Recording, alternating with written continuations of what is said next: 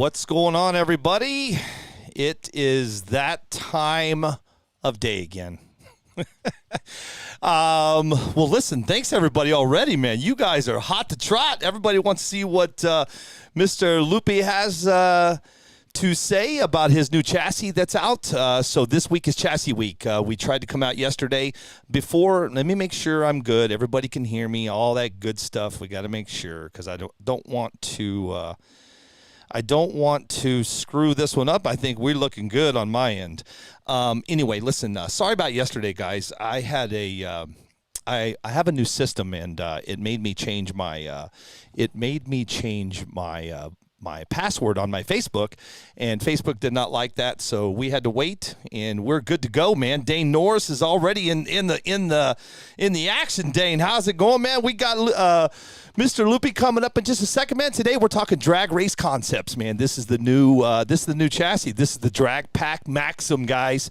This is the one that everybody's been waiting on. I have one here in my hot little hands. I don't have one built. I just didn't have time to get it done, but this is the day. If you guys have any questions for Kenneth, today's the day. Okay, this is something I'm excited to do today. I've never met him. I just met him right now via video chat.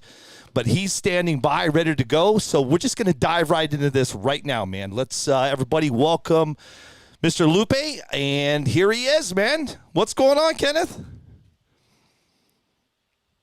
Oh, hold on. He's muted. He's muted. There he is. Sorry, I had you muted, man. There you go. Nothing much. Just wrapping up the day here, talking with you. Sweet. Awesome. Well, I got to say thank you for hopping on the show. It means a lot to me and everybody that's watching today. I've had a lot of messages about you. I've had a lot of messages about this new chassis you have going on. And well, the first thing I said to Kenneth was, man, what a great looking package. Look at how nice this looks, man. I mean, it really, really looks good. This is what you're going to get when you buy the new Drag Pack Maxim. And let's get right to it, Kenneth. Let's talk about it, man. Tell us about this new chassis you've got, and let's talk to all the people. You got a bunch of guys watching. Yeah, so the chassis obviously is geared around no prep racing, short course truck based chassis. The big thing is, for the longest time we did conversion kits, and that was the big hot thing for a long time. And we spent a lot of time, probably a year and a half, developing the Maxim car, and we wanted to put a full car kit platform out there to cut down the hassle that people had to go through to build cars. So you're not outsourcing and converting cars. Is that we wanted to put a complete package together. It took longer than we wanted, but took our time and made sure it was how we wanted it to be before we put it out. And as you can see in your hands, the car comes pretty much about 90% pre-built. Nice. There is paint in in the packages that you have there, pre-built suspension components. So like your CVD outdrives are already pre-built for your steering knuckles. So it's really just hanging the suspension on the car, finishing the steering outdrives. You do have to take the transmission apart to put the diff in the transmission, because obviously we can't take a guess at what everybody's going to use for diff fluid. Right. But we do give a nice setup sheet in there that gives you a good baseline setup based off of my testing and developing the chassis, what I ran. That's all in the bag there in your hand. Yeah, cool. So, for the first time chassis builder, how long will it take for someone to put this together? You might have, depending on how comfortable you are with everything, you could easily have the car done in under 2 hours. Shocks are one of those things you got to assemble. So taking your time with building the shocks and making sure the action is smooth is going to be the hardest part of it. The rest of it's pretty simple. A lot of pre-assembled components. Yeah, they are, man. Wow. Nice. Instruction manual, everything's in here? So I can't really see the picture. That looks like that is a shock. That's got instructions for the shocks in there. Gotcha. We don't have a full, for building the diff, there is a sheet on the backside. It's got an exploded view of the diff, so you know how to put the diff together. It's in the bigger package that you have there. Got so it. that'll have an exploded view of the diff. For the most part, the rest of it is, I like to think it's pretty self-explanatory. How the A-arms going on cars. We pre-built the CVDs and steering knuckles. There's there's preset links on camber links, rear camber or front rear camber links, steering linkage and stuff. So you just go right off the sheet there. And for the most part, the rest is pretty self-explanatory. Man, I'll tell you what, I told you before, this is nice. I mean, I was even telling him, even with all of his packaging, I mean, everything just looks amazing. This is going to be for your shocks. It's got all of the instructions there. Everything on the front, when you get it, it tells you the shocks, the length, the piston, what oil. I mean, it tells you everything right on this sheet right here. Turnbuckles, steering, front camber, rear camber. I mean, it tells you, damn, this is nice, bro. Man, great job. I appreciate it. Thank you. Yeah. Have you, now this has only been out for how long? How long have this, I mean, for the public to buy? What, just less than a month? So yeah, about a month. I think our first shipment of cars went out to A-Main, and they're basically sold out already. We've got another 250 cars that we're finishing up right now.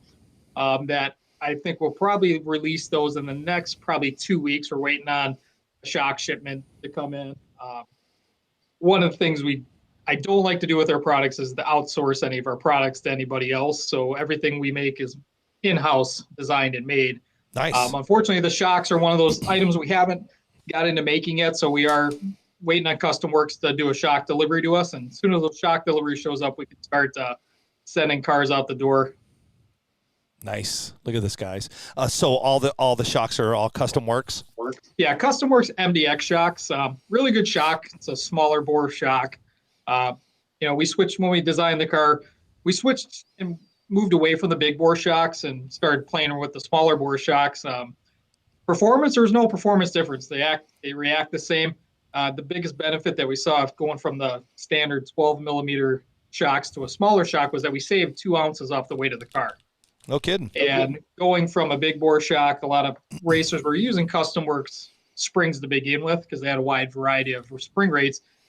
Going down to the MDX line, the smaller shocks, smaller spring, but still the same spring rates. So it was a benefit just losing the weight off the car and being able to run shorter, more low profile shock towers in the front so guys could get the rake in the body that they wanted. So it just made sense. Yeah. Listen, a lot of people are watching. A lot of people are saying, let's go right back. Let's get back over to some questions here. Let's see. I'm just seeing. Yeah, I'm trying to follow the questions here while we're doing this. Yeah, no worries. And listen, if anybody over on YouTube, we got YouTube over here on this TV here. If you guys have any questions for Kenneth, today's the day, man.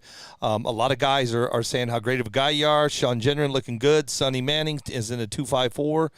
Biggie Paul, get out of here. Okay, so Brad just says his ship this morning, so he's is on his way. Mike McCutcheon, he's a super great guy, talking about you, Kenneth. Duncan Jones says DRC is in the house. What's up, Roy Offenbacker's in the house? Somebody says they thought you were older. The years are catching up. They might not be. They're getting there. I'm not a spring chicken anymore. No, I hear you, man. Right. I just had a birthday. Is there any questions, guys? I mean, Drag Race Concepts does great stuff. I mean, everything with him is pretty self-explanatory when you get it. I mean, just look at the design of this thing. I can't wait. So this is going to go in my build room probably, if not Friday, Kenneth, sometime next week. And what we're going to do is we're going to build it on live. What we'll do is it'll be done by Able Lips. We have a new build room next door. So this is going to go into the build room probably next week, and it'll be built live on camera for all you guys to check out. And he'll do a step-by-step with everybody. But man, I'm not kidding. When I got this in, Kenneth, I was just amazed of how, this is nice work, man. Really nice. So appreciate it. I'm going to kind of get off topic for a second. What's going on with tires? Are you, have they got off the boat yet? Yeah. Actually, tires, they're all delivered. So we've just sent out, I think another 1,000 sets to A-Main the other day. So tires are in stock. There's plenty of the Axis 30 tires, which I've been running, basically all of 2021 when I was testing and developing them. Yep. The 40 compound, which is a little bit stiffer compound, is coming think we'll probably have them somewhere time around February. We want to did a little bit of change to that design. So we removed the inner ribs going forward in the tires. So right now the current tires all have ribs, which some racers like them and some don't. Obviously with being ribbed, you can cut them out and you can tune the tire to where you're racing. Future tires won't have ribs in them at all. I've run them both ways. I actually, for the tracks that I've run on, I've preferred them without the ribs. Okay. Then also we're developing a little bit softer compound than 30. So there's a 20 compound that's coming out. That's probably going to be more like around springtime. We're going to release that. And there's also some other wheels and tires that are in development, but I can't talk about them now. Yep, but, no worries. There's going to be some other stuff coming down the road, hopefully springtime also.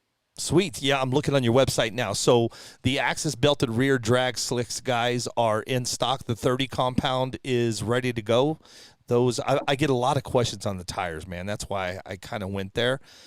So those are in stock. I'm looking at looks good, and like he just said, the 40 compound is out of stock, but that's what he's talking about having coming in. Hopefully, I mean, the tire thing, the situation's been crazy all across the board. Hopefully, Kenneth, you'll get this tire thing figured out for everybody. Yeah, I mean, it's unfortunately I don't follow Facebook too much. I'm just really busy with everything else we got going on, and I've catch here and there about the tire debacles and rule debacles and stuff like that. Man, all I can tell people is there's all kinds of options for tires out there, right? It's the time and effort that you put in them to make them work.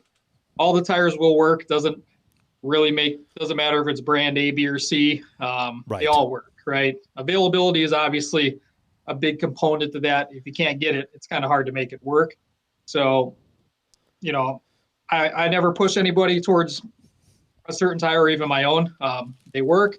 It's just every tire is a little bit different, and you got to put the time and effort into figuring out what that tire wants, what the car wants, and relative to the tire. So there should never really be any complaints about people not being able to get tires because there's plenty of options out there.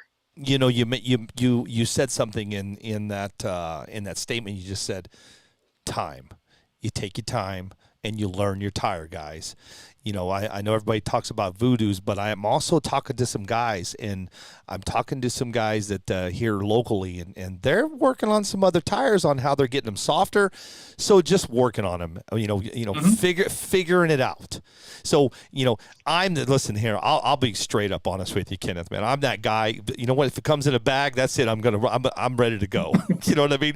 I don't spend a lot of time. I don't have a lot of time, but I don't spend a lot of time, doing what these guys do with these tires, because some of these guys live, eat, and breathe this stuff, and they take the time and they do it right, and they work on getting them softer is what they're doing over here. But let's see, let's keep on going here. Alan Creer says, I'm 90% done with my Maxim. Awesome. Waiting on the servo and shock fluid. Sweet, man. Matthew says that looks great. Mike Bagata, hello. Thank you for joining. Appreciate that. Are the kits shipped with the new pins that you had mentioned were bad? Yes. So, originally we had an issue with the outdrive pins. They were actually, the machining on them was fine. They were machined out of the wrong material. So we went ahead and the first shipment of cars that went out, everybody who got a car that had the wrong pin or the wrong material pins were sent new pins, so that everybody's taken care of. All the cars going forward, all the pins were replaced to the correct material, checked out. So that was just one of those manufacturing slip-ups where right specs, wrong material. So we got it all taken care of. But you know what? The biggest thing you got to fix, right? That's all that matters. Yeah, absolutely. Yep. Perfect. Love it. Dustin Smith says, DRC, the best to do it. Solid brand. Terrell Dutha Jr. says, what's up? Okay, what's up, dude? Drag Race Comps always puts up great products. Chris Hilborn, normally don't. Oh, never mind, dude. Everybody's still talking about your age. Jesus. Get out of here, guys. Let's see. Dustin Smith. I knew I was supposed to be older. I would have wore a wig. Dustin Smith is asking what bar is going with the chassis. So the bar that's on there right now is just a standard 10-inch bar with our molded wheels on it. Same bar I've run since day one. Tested on tested on the car. It's got a little bit of update since the original 10-inch bar. Carbon fiber spans, the width on some of the spans is a little bit thicker, and that's the standard bar in it right now. Okay. So, guys, if you're just joining us, I've got Kenneth Lupi from Drag Race Concepts. We're talking about the new Drag Pack Maxim. This is it. So this is when you get it. Listen, it comes in a great-looking box, which is awesome. I love it. So this is the box you're going to get. And then, like he said from earlier, it comes 90% ready to go. So this is what you're going to get when you get it out of the box, and you're going to get looks like 5 bags. And if you're a novice builder, he says a couple hours, man, to build this. So that's not too bad. Let's see. Lupe, maybe talk about chassis flex is adjustable. Okay, yeah, let's talk about that. Yeah, so maybe you already seen the picture. So the car has a side rail system. So I'm not a big fan of just having a flat piece of carbon fiber and not be able to control the flex to some degree. So actually under the transmission, there's inserts that go into the carbon fiber, and the inserts that are under the transmission actually connect via links to the side rails. So side rails connect to the Y plate, the front end support plate. So everything from front of the car to the rear of the car is tied in. Even with all that, there's still a little bit of flex in the car. If you wanted to add or take away, in this case, if you wanted to add flex, you could remove some screws from the side rails, or you can even unbolt the links and separate the transmission from the side rails. Nice. That'll add more flex in the chassis.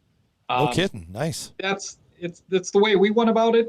Part of the reason was you could go really thick on the carbon fiber and it drives the expense of the car up. It drives the weight of the car up, and you still don't have any control with the flex. So in this case, I wanted to keep the thinner carbon fiber, 3mm chassis plate, and be able to control the flex with adding and removing screws in that system.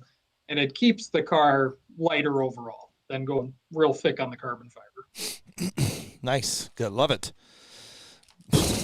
Jesus, these guys, Lou, I'm sorry, Kenneth, but sometimes these guys, they mess with me when we do this live stuff, man. No, my hands are not model hands. Get out of here. Let's continue. Duncan Jones says, I met you at RCDL in Texas a few years ago. Nice. Yes. Yeah, that's where it all started. Prep track racing, IMDRA, RCDRL, and we've been doing that since 2008. So been on a little hiatus from that racing with COVID and everything else. And sure, lo and behold, no prep was evolved since then. It's evolved. Hey, let me ask you something. So Drag Race Concepts, how long has your company been around? It started in 2008. So 2008's pretty much 2018. All we made was prep track cars, dragsters, funny cars. We used to make nitro cars, but nitro kind of faded away, so we really got out of the nitro deal. 2018 was when we kind of started playing around with the street eliminator cars because they were running them on prep tracks, and then obviously things escalated from there, and now they're the predominant class in drag racing right now. I'm going to do something. Somebody asked me to do something, and I can do that right now. So everybody's asking me about my camera. I can actually show you guys. I just turned on another camera, Biggie. I've got, we'll just use this different camera here. They just want to see up close, so watch this. This is the power of my studio. There we go. All right, guys, here we go. So let me just kind of pan around here so everybody can see that. So kind of, can you see that, Kenneth? Yes, I can. Can you kind of, as I'm using this camera to kind of come around, can you kind of talk about what you were talking about with the chassis and as far as like the flex? Can you see it? Yeah. So actually, if you flip the car over and look at the bottom side of the chassis plate, okay, so you can see the aluminum inserts that are under the transmission. So those fit down into the carbon fiber, and then the bolts go through the inserts into the transmission. But then if you flip it over again back to the top side of the car, you can see that from there's a set of links that run from that insert to the side rails. So that helps stiffen up the car. If you remove those links, it'll add more flex. It'll basically detach the transmission from the rails running down the side of the car. Got it. And it'll give it a flex point right in front of the transmission. Got it. Nice. Okay. Awesome. Yeah. There you go, guys. That's a little closer. I got a different camera here view for you guys. Nice. Love it. Okay. Sweet. Awesome. Let me switch back over here. And okay, so let's see. Let's continue here. We got a lot of questions coming in now, man. Nick Freeman says, "What's up, Mike Bagata on a wide rim?" Okay, here we go. Let me go back down. This is a problem, Kenneth. I get so many here. Yeah, I'm flipping through the questions. Yeah, if you see anything, do you see? So Chris Hirborn says 2.2/2.2 belted, hopefully, on the tires. Maybe. Maybe. That's how you get, guys. I love it. You know what's funny, Kenneth? I'll bring in John Schultz from AE, and I'll do the same thing. I'll say, "Okay, John, you got anything coming out?" He'll go, "Absolutely." And I'll go, "Do you want to talk about it?" He goes, "Not at all." Great question from Ben N.O. Ben No. What's the best prep method for the Axis tire? Yeah, so my prep method is that and I've said it before in previous posts that I put on there. There is all kinds of different prep out there. Choose whatever prep you like the best. I double coat my tires, so I'll do 2 on the left, 2 on the right. I use tire warmers. I like with the Axis tires, I seem to find 115 to 120 degrees is where I like to run my tires. Double coat them, get them warm, go up there, set it down, and you should be good. Braking on the tires, I really don't do too much on the braking.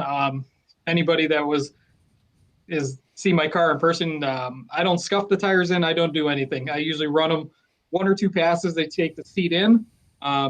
Reality of the prep creates a layer between the rubber and the road anyway, so you're really not getting too much rubber wear at all, if any at all. That's pretty much it. Just double coat, get them warm, and let them go. We're going to move over to YouTube. You guys over on YouTube, man, holy cow. Thank you, guys. I'll be with you in just a second, okay? We have a question from Brad. He says, does a DRC stock wheelie bar mount fit the Viper bar from Bill Seiler? So will it fit any other bar? I'm not familiar with the Viper bar. I do know that our Launch Assist wheelie bar that's coming out, which is a shock-based wheelie bar that will be out. It's on the website. It'll probably be out in about 2 weeks. I know he's been working on a wheelie bar to work with that mount. I'm not sure if he's ever made a wheelie bar to work with our standard mid-motor mount. What's the name of that wheelie bar you have coming out? Launch Assist wheelie bar. Bar right there. Let's see. Let me find that really quick because I can show everybody. Okay, so no prep. Is that under your? I'm on your website now. Yeah, go under no prep and then go straight down to wheelie bar, and it'll. Got it. There's a tab for it. There it is. Perfect. Awesome. Yep. Launch Assist. So let's show everybody your Launch Assist, and you can kind of talk about it here. So let me do this. Right there it is. Right there. Yep. No, that's the arms. Oops. I don't know. Oh, you know what? Maybe we don't have the full. Keep going down. Yeah, yep, keep going. there you go, all the way at the bottom. Got it. There it is. Yes, love it. Okay. So awesome. That is the Launch Assist wheelie bar. It's an optional wheelie bar that'll fit the Maxim or any mid-motor drag pack that we've made. It's got fully adjustable wheelie bar mount, so the mounts adjust vertically up and down to adjust your height of your bar. The bearings, which you can't see in here, the bearings are actually internally kept inside the aluminum rather than pressing bearings into carbon fiber. They're seated into the aluminum. Super smooth action on the wheelie bar. Going down the wheels, that's our new 2-piece polyurethane injected wheelie bar wheels. So basically the same materials, skateboard wheels, rollerblade wheels are made out of. So it's a ABS plastic inner core with the polyurethane injection molded around it. So the wheel's never going to come apart. It's solid one piece. So you never have to worry about losing any O-rings or anything like that. It's a 1/2-inch wide wheel by a 1-inch tall diameter. Seems to be a very popular size, kind of like the Traxxas wheelie bar wheels. This has got thicker carbon fiber. It's a 2.5 millimeter thick carbon fiber all the way around. It's really sturdy. Set up for basically Custom Works MDX long shocks will work on there. Team Associated shocks will work on there. The real cool thing about the pattern that you see on there is for the shock mount is that all the hole spacing, it's set up that no matter if you start at the top holes, go to the middle hole, go to the bottom hole, you never lose that same shock length that you have going from top to middle to bottom. So you could change your shock angle and still maintain the same wheelie bar height you were set at, which, is an issue I've seen when guys change shock positions. Now the wheelie bar height changes because the bolt hole pattern is not set up to maintain that same distance. And that's about it on that. Looks good, man. Love it. Appreciate it. Yeah, looks great, man. I'll tell you what, everything that you do, man. I mean, it just looks, it from start to finish is amazing. Let's keep going here. What's the best prep? We already did that. Vince Rupp now. Hey, what's up, Vince? I use both rear and mid transmissions from DRC. Only complaint, it doesn't come with a diff. So the older transmissions that we did were more of a conversion. So we actually have a full race transmission, mid motor and standard motor. They're on the website. They're actually under the Traxxas /upgrade. So there's a full race transmission. It comes with all the 7075 T6 hard coated internals. So you get all the lightweight internal components. It's got the hybrid diff in it, which is the hybrid diff's a combination of it's a 272 gear ratio, which it's a gear ratio that I do like, but it's got a B6 style internal inside the diff, which is much stronger than the original Traxxas based. So yeah, there's actually, full race transmissions now available. It just came out about 2 weeks ago. Is that the drag pack / transmission? Yes. Yeah, there it is right there. Here, let's show everybody that real quick. Let me move over there. There it is right there, right? Yep. Yeah. Yep. Oh, that's the case. Is next one down. Yep. Right there. So that's going to be the standard, and then there's a mid-motor version. There we go. Nice. Okay. Sweet. So yeah, it's got all the bells and whistles basically of the Maxim transmission. It basically is a Maxim transmission with the exception of it's just a different motor plate. The top shaft in that is based around Traxxas slipper. Obviously, we have all kinds of different top shaft options if you want to go slipper eliminator or you want to do an AE slipper. A lot of guys are getting away from running slippers. I don't run slippers myself, so there's an option to do a slipper eliminator on it. Yeah. Okay. Sweet. Okay, let's keep on going here, man. Holy cow, they're coming in now. Let's go over to YouTube really quick. Let's see what we got over here. How long before you release a wheel with air valves? Question mark. Right now, I don't have any intentions of releasing a wheel with air valves. I'll be honest, I'm not a big fan of air myself personally. Okay. And like I said, there's no right or wrong way to run tires, right? Whatever suits your program, whatever suits your preference, do what works for you. Me personally, I like the consistent foam. I don't have to worry about air leaks or air pressure change or anything. I just personally prefer foam. We were talking about making an air valve that would be compatible to work with some of the wheels out there, other than using the basketball ones, which seem to be a pain. So we might release a DIY air valve that you still have to drill a hole and mount it into the wheel. But right now, I don't have any plans of doing a air valve specific wheel. Also, what situation have you seen benefit from running anti-squat? Same guy, Joseph Butts over on YouTube. So the anti-squat, I don't run any at all. Quite a long time ago, we were running more anti-squat to keep the car a little bit better under control, stop wheelies and stuff like that. But as we've gotten down to running faster motors, going from originally 4.0s down to, I run a 3.0 motive myself. The need for anti-squat's not there because now we have a lot of power in the cars and we want the rear end to squat. We want the suspension to do what it's designed to do. The anti-squat at least at the hit, is designed not to let the car squat. Well, and that's kind of the opposite of what we want. We want the suspension to work and, apply traction and power to the ground. So we've moved away from using it at all. I got another question coming in from Kevin Rivet Jr. over on YouTube. Why stand-up tranny over low profile? Great question.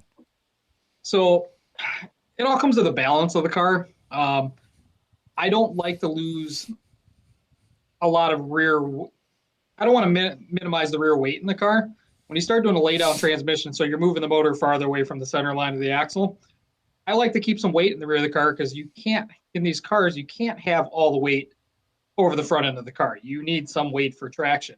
So having the stand-up transmission keeps that motor closer to the rear axle. It keeps weight over the rear of the car where we want it for traction. I'm just not a fan of having a huge front weight bias by moving everything all the way forward. Nice. Okay. CK Hobby Shop says, "What's up, Ken?" And then he says 3.5. I'm pretty sure he means motor. Oh. Let's see. God, man, a lot of people are saying hi to you. That's for sure. Let's see. Nick Freeman says, Ken brought the DRC Maxim down to Georgia and laid down some big-time spankings. Nice. Yeah. How is the test? I mean, how do you like it? I mean, how do you, after all the work, all the hard work putting into this thing, I mean, are you happy with the turnout? Yeah, absolutely. So I had, to make a long story short, I had some health issues where I had to have my back fixed middle of the year. So I was laid up on the sideline for a long time. And fortunately, we have a real nice track by us. And there was guys that I was working with and were running cars and getting data and feedback. And then once my back was healed up enough, I really took over the testing part and wanted to do the hands-on because I wanted to feel the car, going down the track. Right. I was super happy. Super stable, consistent car. Like Nick said, down in Georgia, that was really the first race the car had ever went to. And, the track wasn't perfect. And even on a really detuned car, we could click off 1.9s at high 70s. And then back here at home, we can, on a nice track, we're running 1.9s at 80 plus. The car is just super easy to drive when it's set up. I mean, the setup sheet that comes with the car was based off of what I ran in Georgia for suspension settings, springs, oil, everything, gearing. Obviously, a lot goes into your electronics and how you have it set up. But even from guys now that the car's out there and they've been actually racing the car in full-on races, like 80 Ringman and John Joyner, who just won 2 races in the past week, they debuts with the car. They're like, it's the easiest car I've ever had to drive. You literally don't have to drive the car. If it's set up right, it's pretty uneventful. It just goes A to B. Right. That's good. Let's see. Rich Font says, here we go. Good question. How about a support for front bumper to keep it from snapping? Now, some of these people can't spell. Rich Font says, how about a support for front bumper to keep it from snapping off? Maybe put a foam for front bumper, like the on-road cars. Yeah, I mean, that's obviously something that, you'd probably want to do after the fact. It'd be hard on a manufacturing basis to try to include some foam into the front bumper because with all the different variety of body styles, how do you fit that to meet the body style? There's so many of them out there now.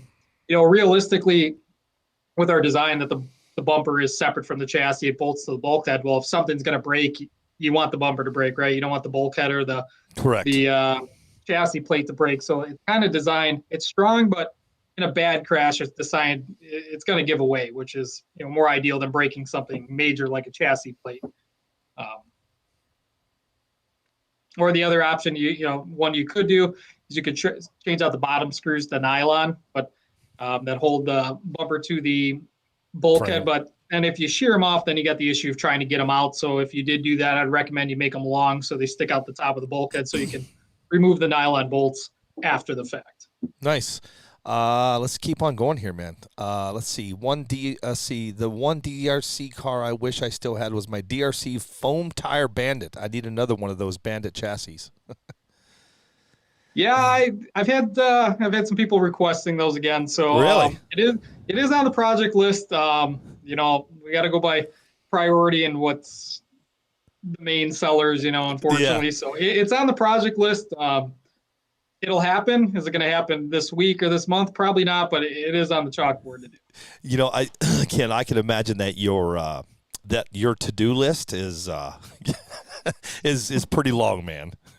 Yeah, it's not getting any shorter, and I mean No. we've got we got bodies coming out, we got all kinds of stuff that we're getting ready to release. So yeah, it just gets longer by the day.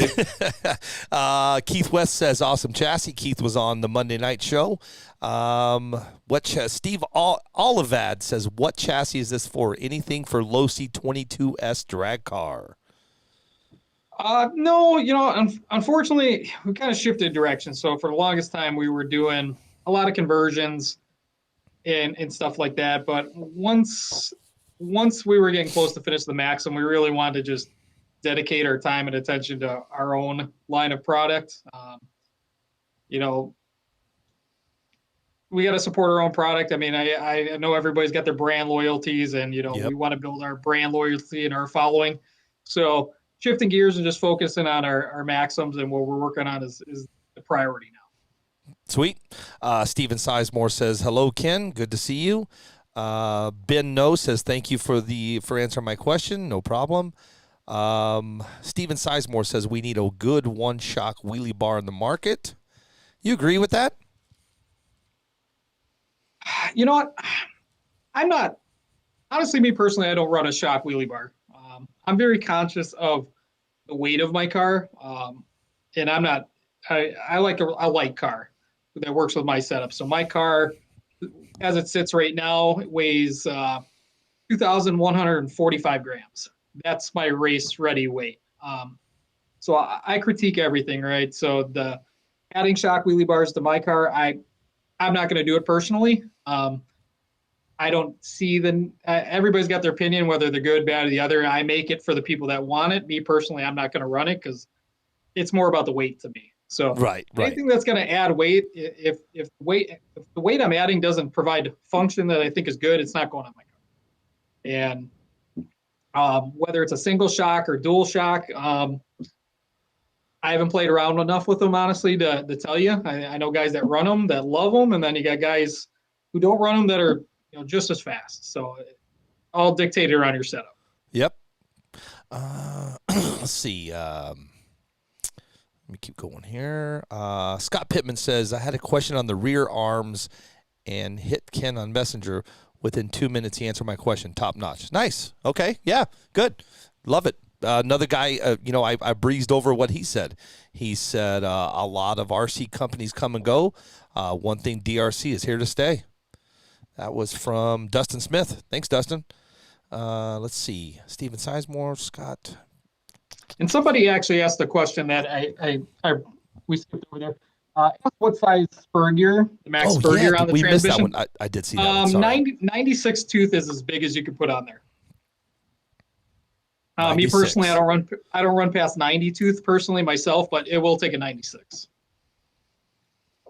Where was that other question? Oh, right here. This is from Mike McCutcheon. Hey, Mike, thanks for joining us today. He says, what bearing does that kit include? So the bearings they've got our V-Force, just standard steel bearings in them. Nothing special, just steel bearing. They're metal shield. We don't have ceramics in the car. We do have ceramic bearings, but it's just a standard steel. And then also, Mike, say just in front of everybody here, I appreciate the help in Georgia during that race with the double entry. So it wasn't for you helping me out. That would have been a tough race with all the reruns and everything we had. So appreciate it, Mike. Thank you. You know what? Right from that question, let's go right to the next one. Anything in the works with RC Speed Secrets? I've never had any dealings with them. I know of them from Facebook and stuff like that. Yeah, I mean, everybody's got their brand loyalty and following. No issue. We have our own bearings. I know they're very popular. My biggest thing would say if you're looking for bearings from him, would be reach out to him and have him, start stocking those sizes or have him get in contact with me, and we can give him a full bearing list, and he can set up a ceramic bearing kit for you. Yeah, he's a good dude. Art, love that guy. Let's see. Keep on trucking here. Duncan, what's the biggest burger? Okay, you already got that. Jody Miller says Drag Race Concepts has an awesome painter. Nice. Who does painting? Jody Miller. Oh, so, Jody. God. So, Jody does. He does phenomenal paint work. Yeah, it's top notch. I mean, anybody's ever come into the shop and seen any of my bodies, whether it's prep cars or this and that, they're always like, "Who painted that?" Myself, Jody. But your car went out the other day, Jody. So you should have that also. So. Hey, so a quick question for you: does Jody work for DRC, or does he do his own thing? No, Jody does his own thing. Jody's, we're all drag racers here, but I came from an oval racing background before I ever got into drag racing. I mean, my family, we came from drag racing, competition eliminator, and NHRA. But back in the day with RC, before I ever found we had drag racing in our area, we ran carpet oval. So I know Jody from, going on 15 years ago from the carpet oval days. And he's just a top-notch painter. Nice. So let me say something to Mr. Jody Miller. Hey, Jody. So we are doing a painter week also. So this week's chassis week, I'm going to continue with this week, and then I'm going to probably go about 2 or 3 days into next week with some chassis. Then we're going to be doing Painters Week. So, Jody, if you want to come on the show and show off some of your stuff, man, you're more than welcome. Just DM me. Right now, I'm getting booked with the painters. So I put that out there, Ken, yesterday, and the painters are going crazy, man. So it'll be fun, though, man. I love doing stuff like this, showing everybody that's new into the drag racing, all the different options that you have out there. And because when it comes to painting, oh, my God, Ken, you know that. There's so many guys out there. It's crazy. Oh, yeah. Let's keep – you know what? Don't forget about let me get over here to YouTube real quick. Philip Walker says, hey, boss, what's the price, sir? So the Maxim kit as it comes, it's $5.99. It's got everything you need minus fluids. So you got to do fluids and shock springs. Obviously, those are the two things we just can't guess on what everybody's going to use. So we leave those out of the kit. But outside of that, your fluid, shock springs, throw your electronics in your body, and your wheels and tires ready to go. So it's basically a roller chassis. So Philip Walker, and according to Mr. Lupi, if you've never built a chassis before, plan on 2-3 hours to get this thing done, man. Let's see. Let's keep on going here. Let me get back to YouTube. What is this? Visalia RC Drag Race. Sorry, came in late. Did they show pics of the chassis? I got it right here, man. Yep. So this is how you get it. It's 90% done. Visalia RC Drag Racing over on YouTube. This is how it comes. It's 90% done. And like I said a minute ago, if you're new to the chassis building scene and you do buy one of these, it takes, figure 2-3 hours. Let's call it 2 to 3 hours, and you're ready to go, man. Like Ken said, all you need is going to be your shock springs and your oils. That's it. Oh, well, and your electronics. Let's see. Sorry. Okay, that's YouTube. Let's go back over here. Stephen Dortch says, thank you for answering his spur gear question. Not a problem. Mike McCutcheon says, I got your back. I'm just happy to know that you are very helpful and you are helping me with my car. Sweet. Next week's show for Jody Miller. Yeah, Chris Hilborn, let Jody. Oh, there's Jody right there. Yeah, Jody. Hell yeah, man. It'd be great to have you on. I won't say the lineup of the painters, but I'm telling you, man, we're getting up there with some pretty big boys out there. Let's see. AJ Morosco, what's up, AJ? Do you plan on making any prep? You always love when they say this, asking for a friend. Yeah, I think AJ and I have had probably too many phone conversations. I love AJ. Yes, there is a tire prep coming out. Oh, there it is. It's something I strayed away from for a long time because everybody sells tire prep, but there is going to be one coming out. I did a lot of work with it, working around our tires. I've never used anybody else's tire prep, but what I've only made. So works for me. I mean, I've run, I'm not the fastest guy in the world. I don't get to run much, but the tire prep that I put together that ran all year, I can run in the 1.9s at 80 plus. So it must be okay at that point. So yeah, there you go. probably in the next couple weeks, it'll probably be hitting A-Main and our website. Let me ask you this. Now, you don't have to answer this question. Do we have a name for the tire prep yet? Yes, we do. Can we say it? Absolutely. It is a very simple name. It's just called the glue. The glue. Nice. The glue. Okay.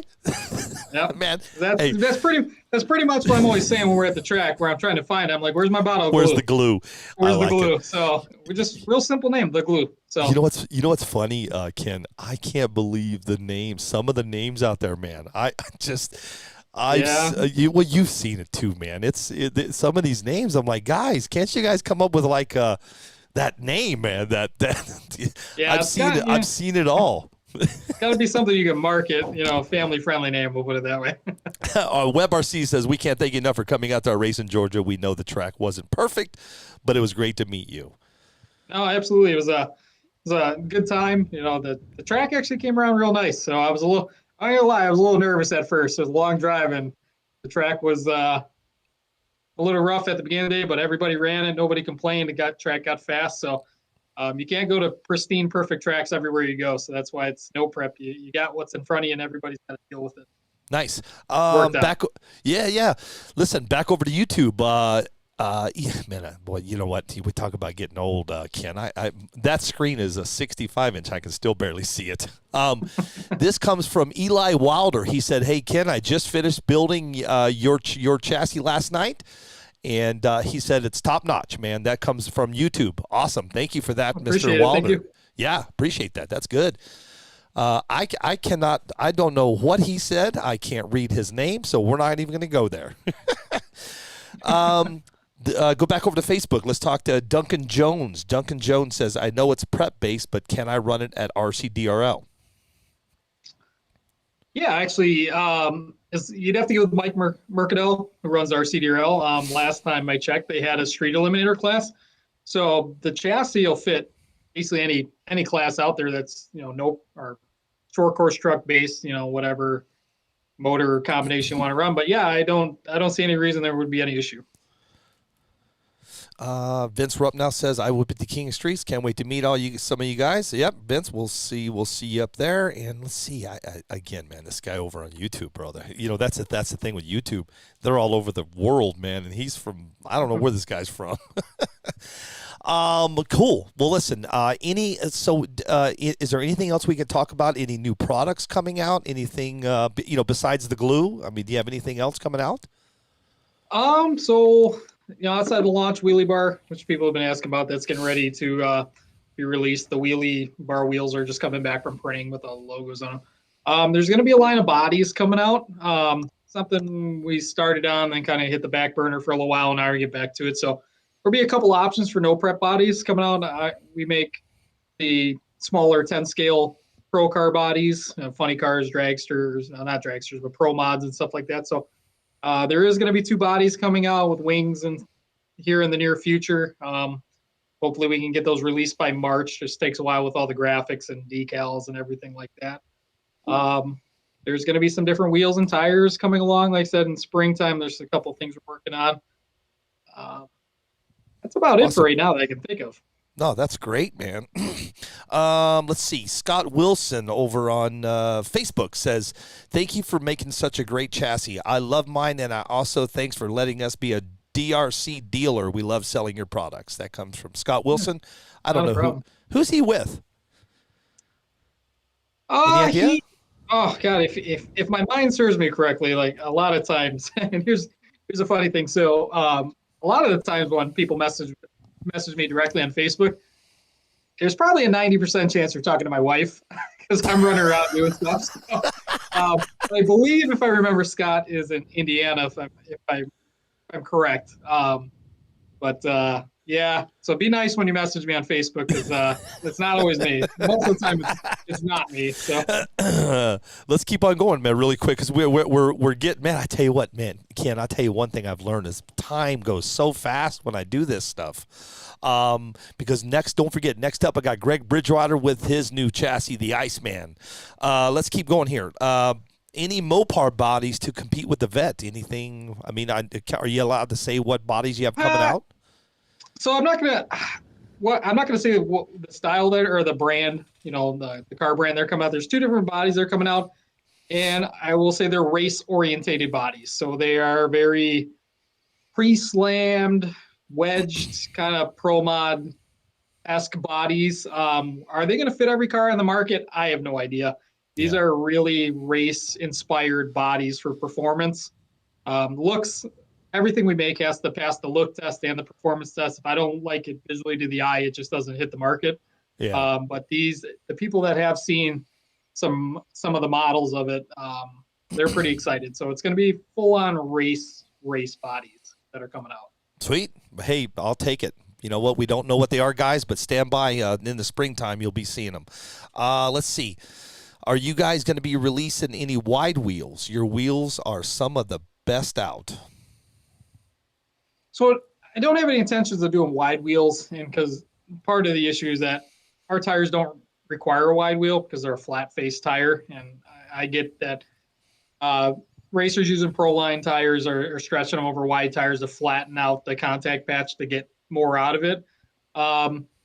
Nothing on the wide wheels because it's just not really a benefit with our tire to put it on a wide wheel.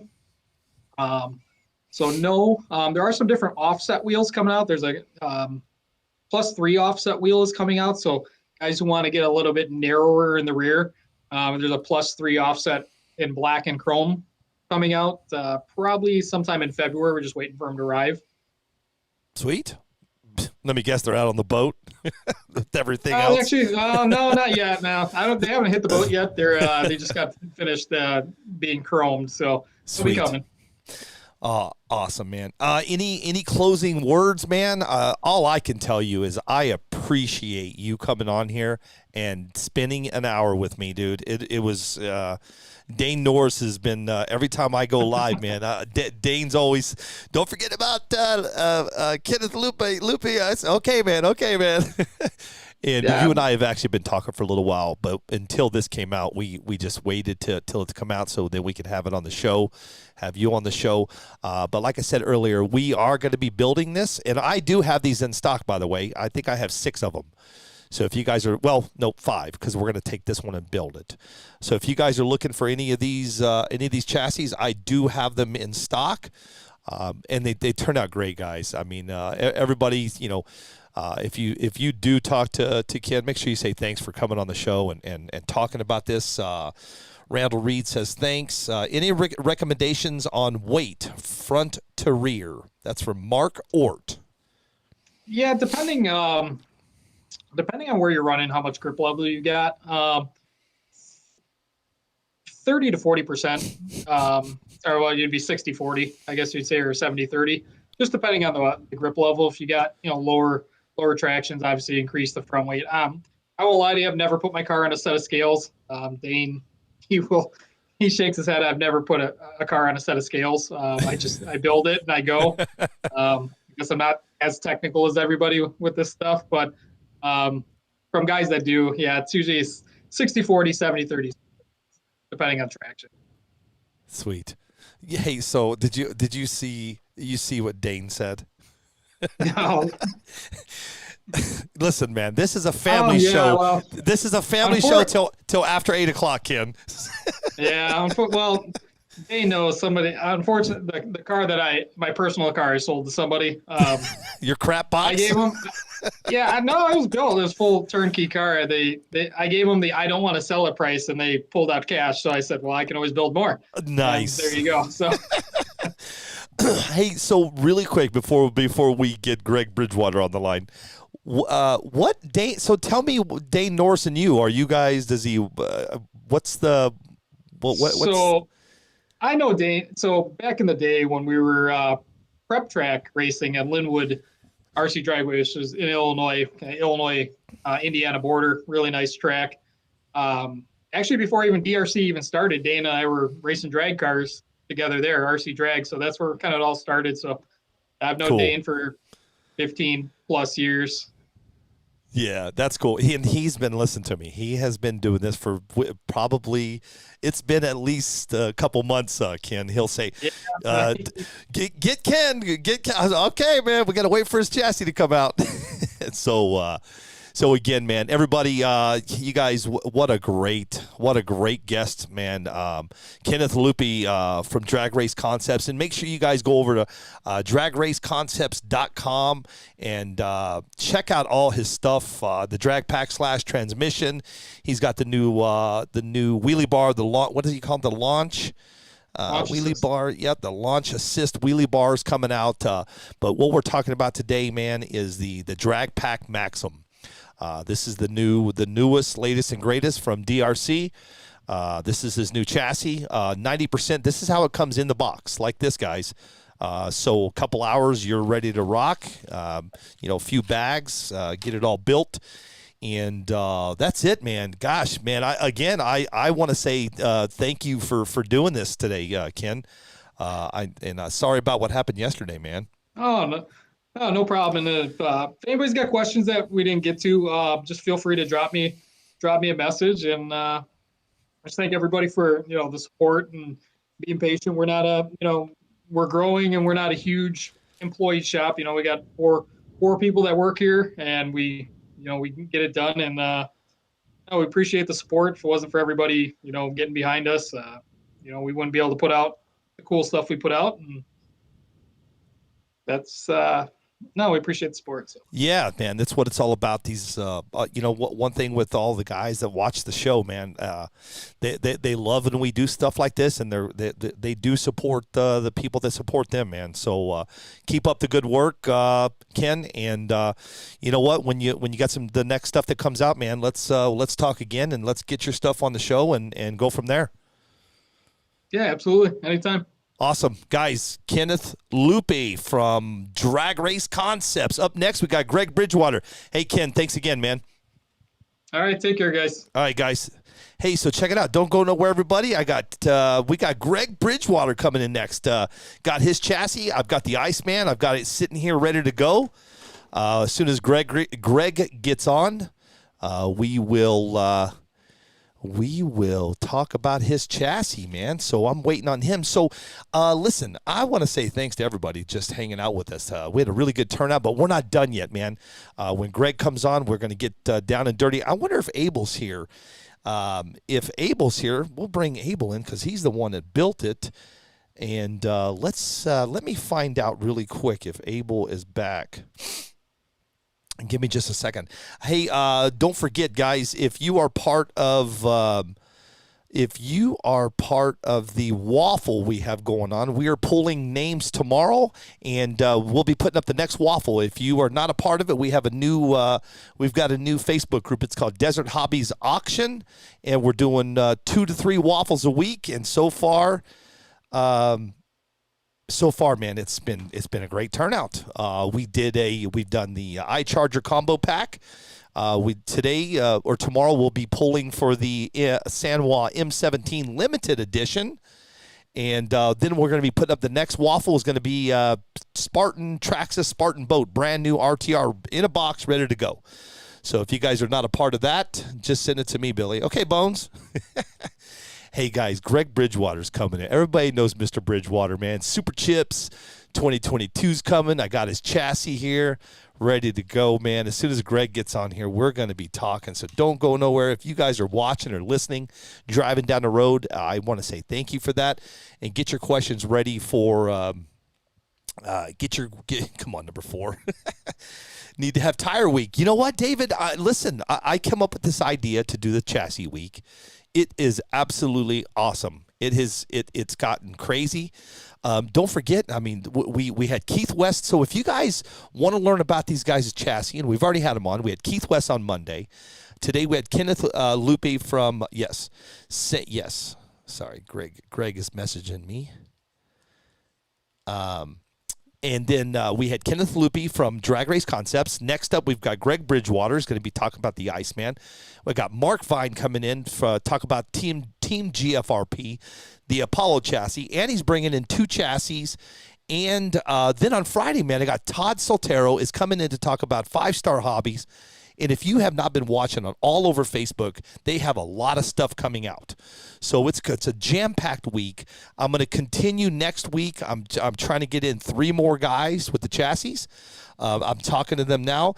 And then we're going to be doing Painters Week. I'm bringing in painters, man.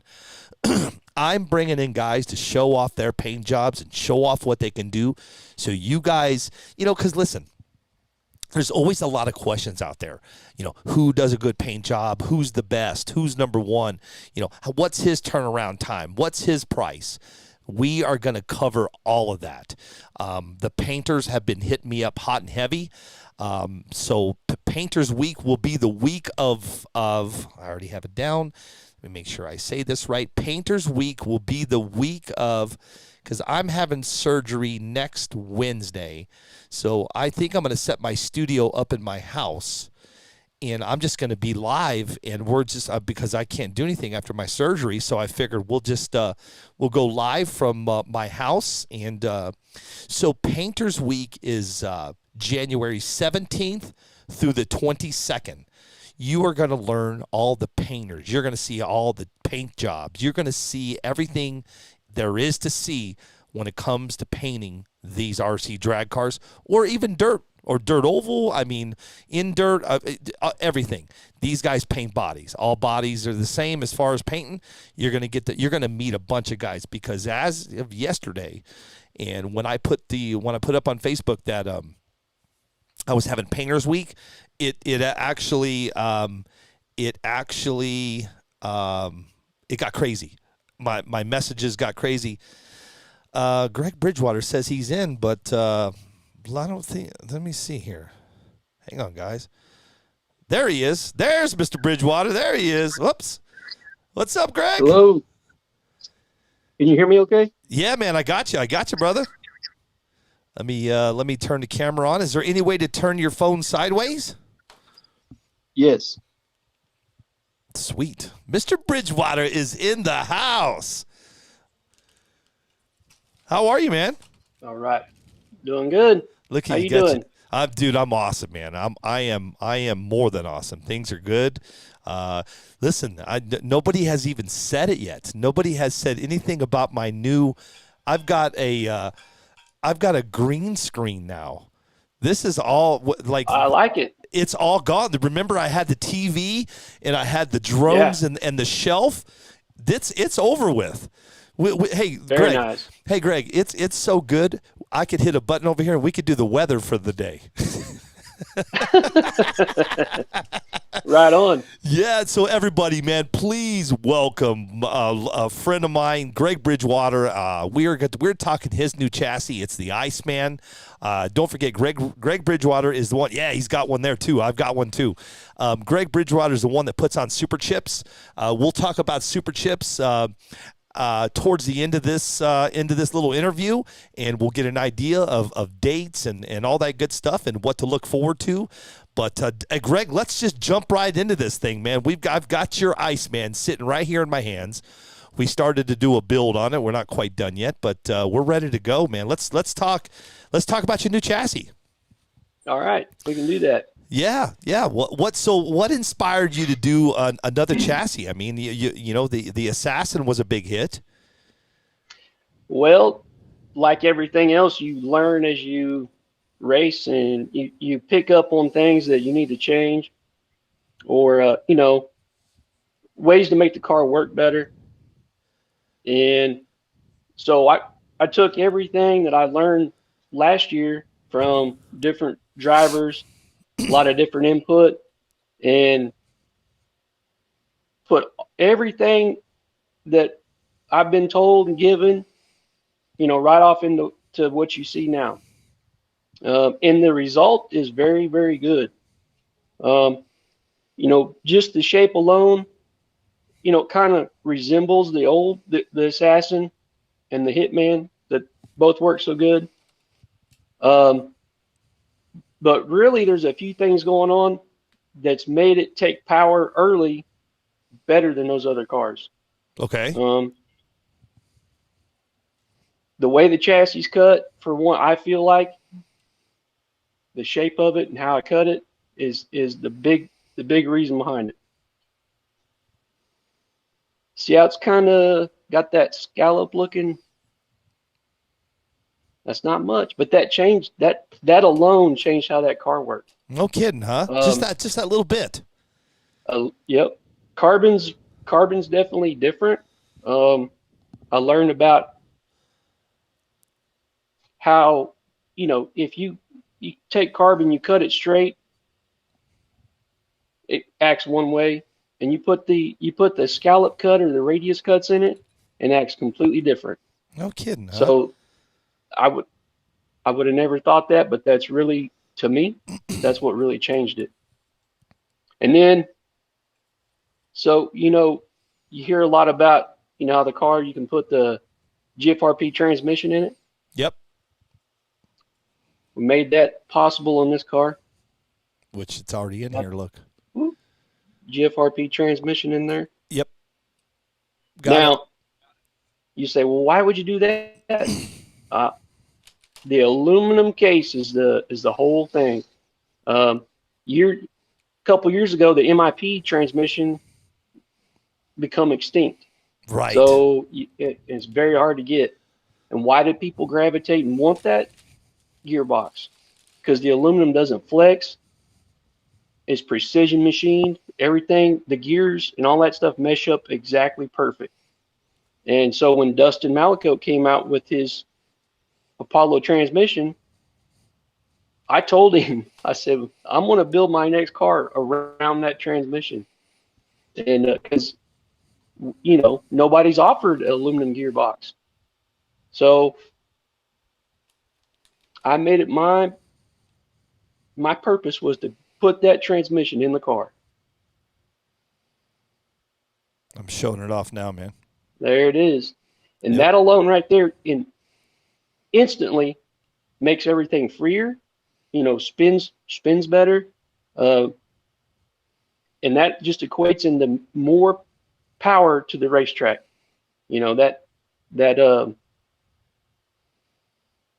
Just, like you put your RC Speed Secret ceramic bearings in there, and then that just makes the perfect combination.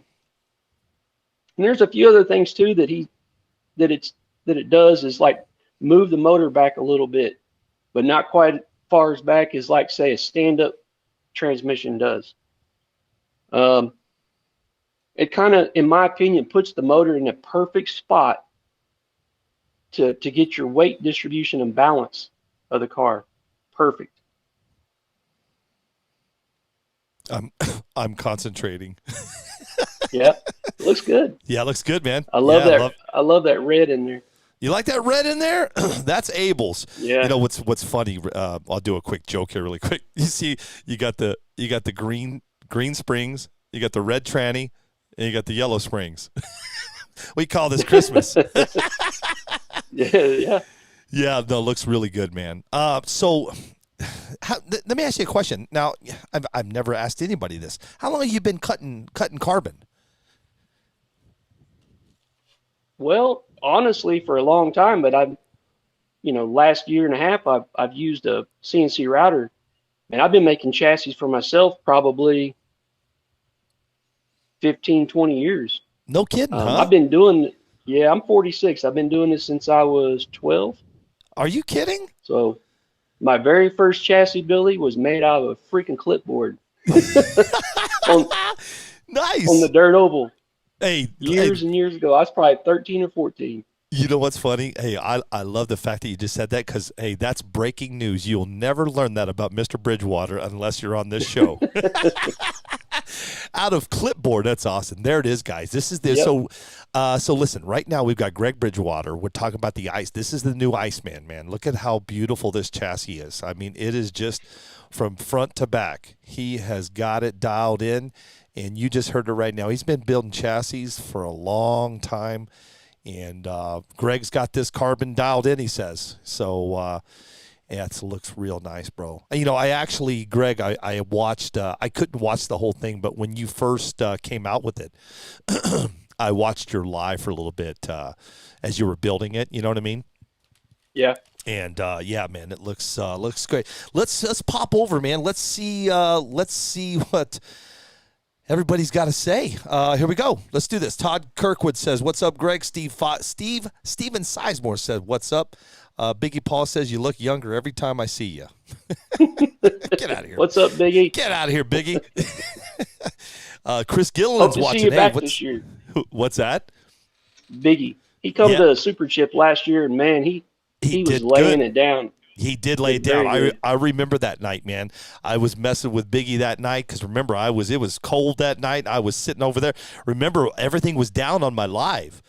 All I could do was remember I could just had an iPad. Those days are over, Greg. The new system I have now, man, is amazing. It's really coming along on my end. Awesome. Let's keep going. Chris Gilliland, man, thanks for joining us. He says, "What's up, Greg? Superchips 2022, man, can't wait." WebRC says, "Everything Greg Bridgewater makes is awesome products and a great person. Can't thank him enough." Leo Getz, what's up, Leo? Leo says it's the man himself. Leo. Yep, the man, the myth, the legend, Mr. Greg Bridgewater. The Iceman is one sexy car. Donnie Martin says he has a 2022 DR10 Iceman conversion chassis. Yep. And he says he loves it, man. Awesome. David Sharp from the 574 says, "I ordered my Iceman on the 25th as a gift to myself." Nice. Sweet. Look at that, dude. It really turned out nice, Greg. I mean, I haven't asked you this. Besides the Iceman, is there anything new that you've launched or anything that you've done?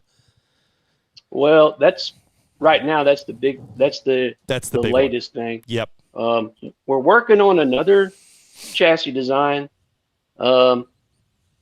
Myself, and Kenyon Helm, one of my team drivers up in Illinois there. We're working on this one we're calling the Blue Dragon. I think it's going to be pretty decent. So that's probably going to be the next thing that you guys see. Then I also have a full, DR10. Let's talk about that for a second. DR10 has got the rear end part that bolts on to a chassis.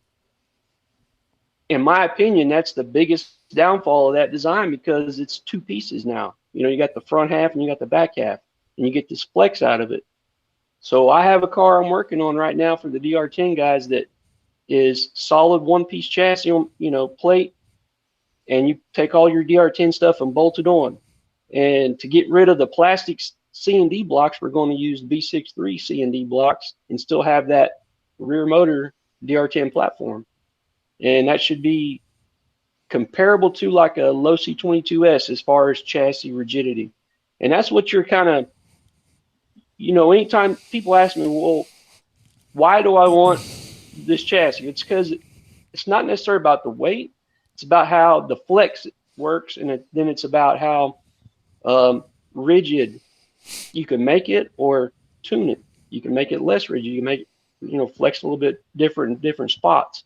And with the DR10, it's always, you're kind of limited on chassis style design as far as it working because of that two-piece, design.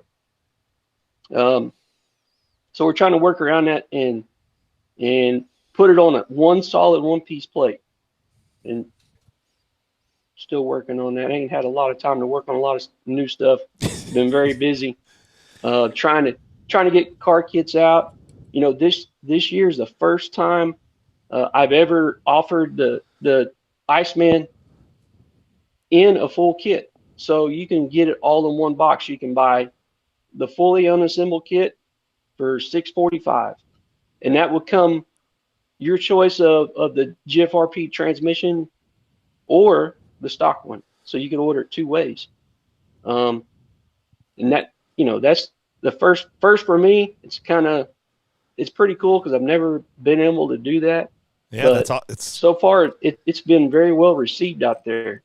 And I say this too, that we also offer fully built kits. So if you want you want to get one and have it assembled by us. I say us, myself and David Fielder, who does all the assembly work for me. Sweet. We'll set it up exactly the same way that we race it. And so when you get it, it'll be set up like we would run it. Right. I'm just looking at comments here. Sean Jenya says, hello, Mr. Bridgewater, to you. Scott Campbell says, what's Howdy, up? Sean. Biggie Paul says he will be back for Superchips this year for sure. Leo Getz says, take my money, Greg. Chris Hobbs says, I'd be interesting into seeing that. I think he's talking about the DR10 is what you were just talking about. Steven Sizemore says, do you have a TLR-based Iceman? Absolutely do. We do now. It's kind of like I just made the first couple just the other day, and basically taking a TLR, a 4.0, 5.0, and sticking it on this chassis style, and also too the 22S is done that way now. Okay. Yep. Let's see, who else is saying? Trickle says, Tony Trickle's in the house. What's up, Trick? Undercover Mafia for the win. What's up, Tony? Yeah, he's a good dude. Wade Matt Fish says, hello from the 410. What's up, Wade? How's it going? That thing is awesome. Can't wait for mine. Todd Kirkwood says. And over here, Philip Walker says, I need to get me one of them shirts you have on. Oh, yeah. You like that, huh? So, let's just get right into to Superchips, Greg. What can you tell us? Give us the rundown, man. You got a lot of people watching right now. Everybody's curious. Let's talk about the dates. Let's talk about, the venue. Are you going to be at the same place, man? Let's free reign. What do you got? Well, so this year's going to be a little different. We're going to start off on Friday night, just like we did last year. And I don't know yet if we're going to start off in the day or if we're going to do like we did last time when we started off in the evening time. But we're going to have what I call the Super 16 race, where when you come in and register on Friday and you check in, you'll be given an opportunity to draw a chip. And if you get one of the 16 chips, you'll be into the Super 16 race that evening. There's so many people, it's hard to keep track of the times and all that stuff, and to get like a rundown of who's the fastest and all that. So Super Chip has always been a chip draw style event, so we're going to keep with that theme and go that route. Should be interesting and fun, fun for everybody involved, and make for some good racing. It won't just be the top fastest guys, it'll be anybody that's lucky enough to draw one of those 16 chips. Nice. So so that's going to be Friday. And then Saturday, we're going to, at a minimum, run the first and second round on Saturday. And then come back Sunday and complete the race. One thing we're doing different this year, we're using a software called Pro Pairings. And it's set up to where if you had, let's say you had 2 or 3 entries. In this case, we're only going to have 2. It'll keep you from racing yourself all the way down to where it's not possible, to not race your.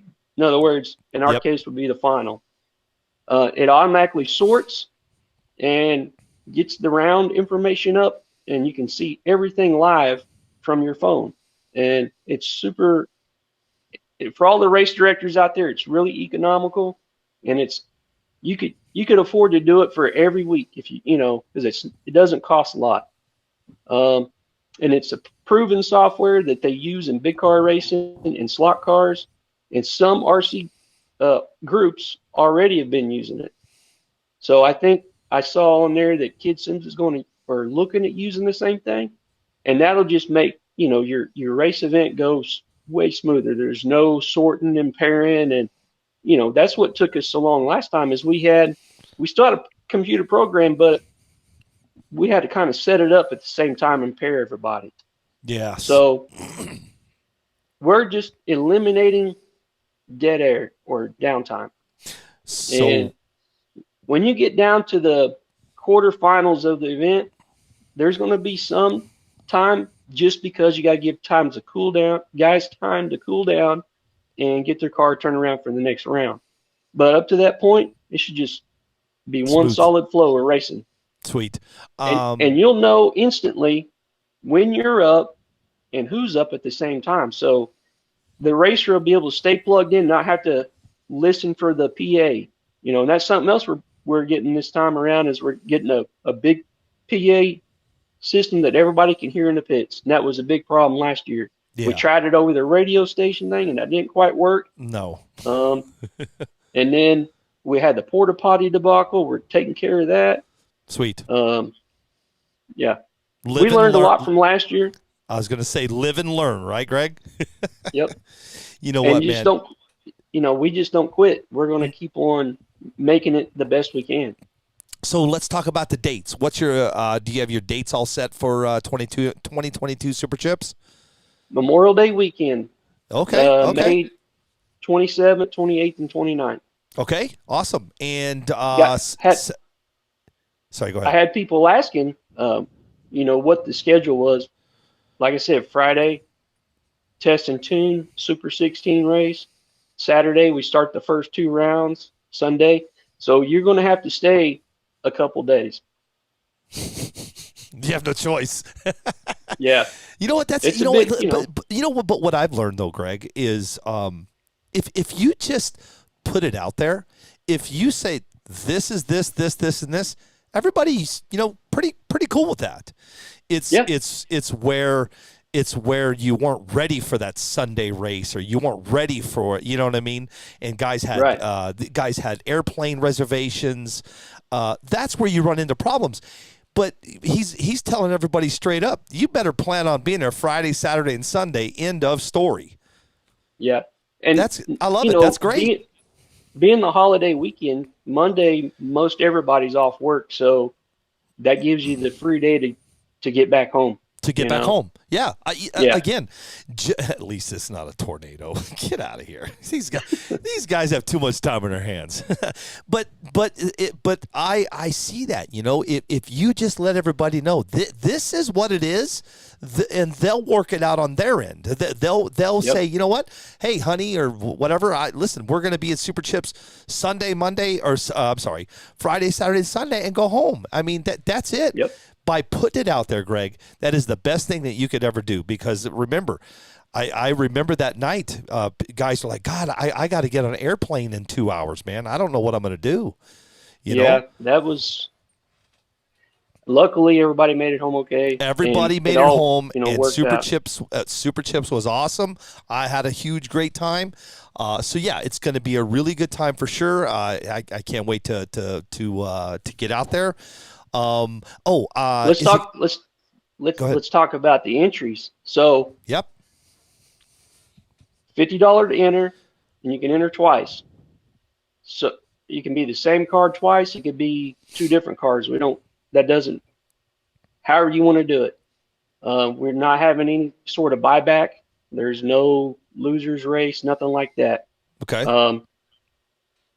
The reason why we're not doing that is because it's so big and there's so many people, it would take forever to get done. Yeah. So we sold out in 4 hours.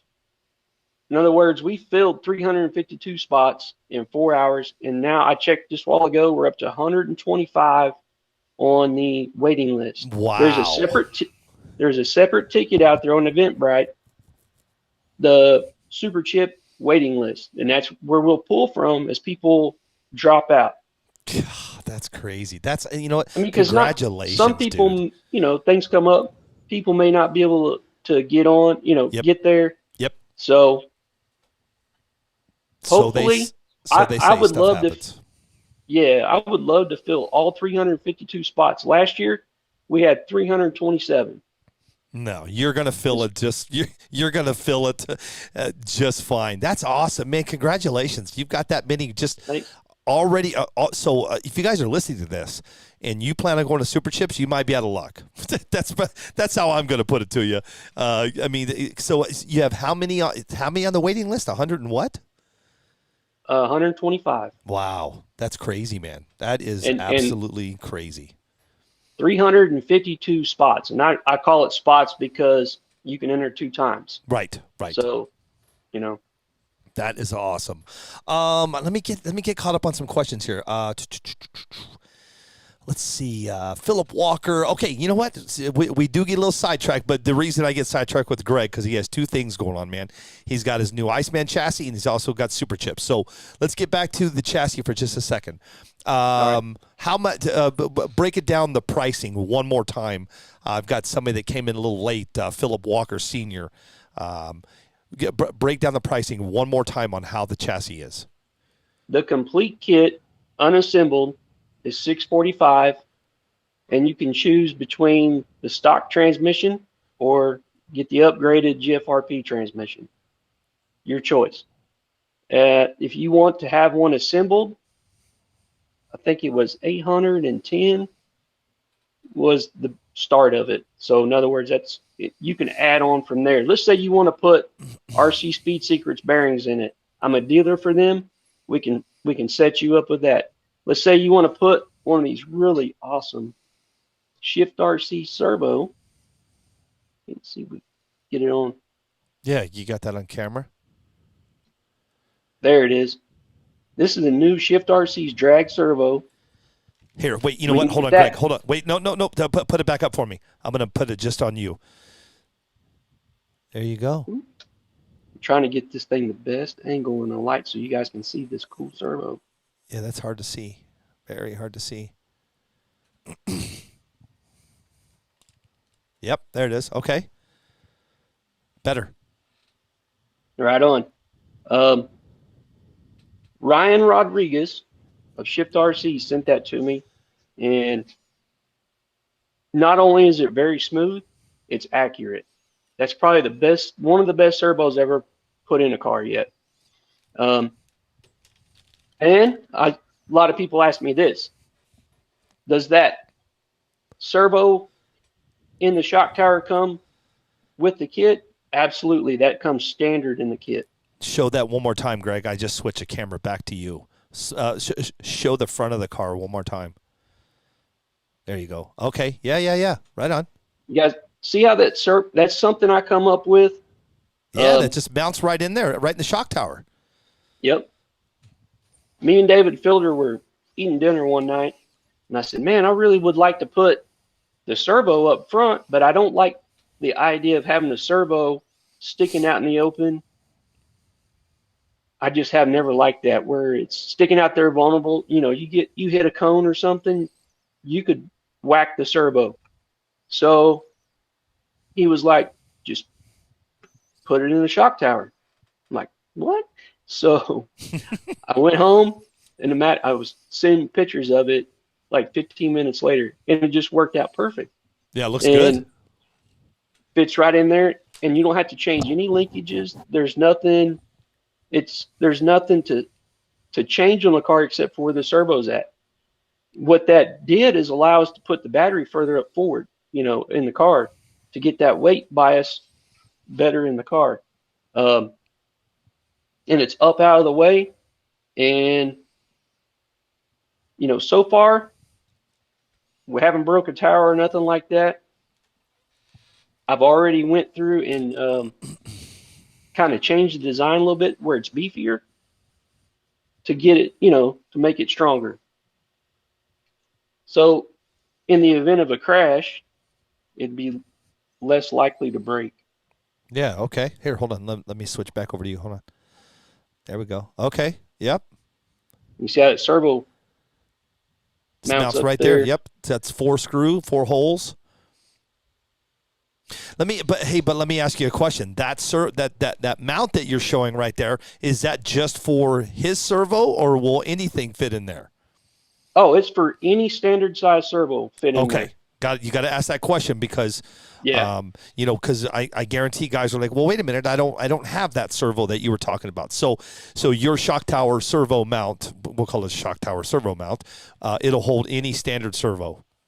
Yeah, any standard size servo, a short, what they call low profile or standard length, they all fit. And the beauty of it is it's up out of the way, and it doesn't interfere with the body. The shock tower didn't change in size at all. It just worked out. One of them things that just worked out. Let's see, Biggie Paul. Let me go back over. Are you going to chip draw on Friday night? Yes. Yes. So not only are you doing the Fast 16, not only are you doing the Fast 16, you're also chip drawing for the race for the next day, correct? Right. No, we're not going to be. Last year what happened is Saturday we all got together and drew the chips, right? Right. So any chip drawing that's going to happen this year be done on Friday night. We're talking about making the chip draw portion part of that Sweet 16. So in other words, we may let the system pair everybody up beforehand and not actually draw the chip to see where you start at in the race. Make sense? Yep. Because if everybody's not there on Friday night, you can't draw. So Right. that's what we're thinking. Because Yeah, we want to that's what I was have it gonna all ask you. set. Yeah, we want to have it all set up so Saturday we are ready to race. We're going to do What- some last chance test and tune Saturday morning, and the ones that didn't make it on Friday get a couple hits on the track, and then right after that start the race around 12 o'clock, 1 o'clock on Saturday.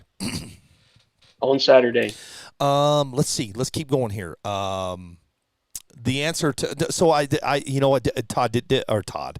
Jesus, I'm reading his. Greg, did you mention is it at the same place it was last year?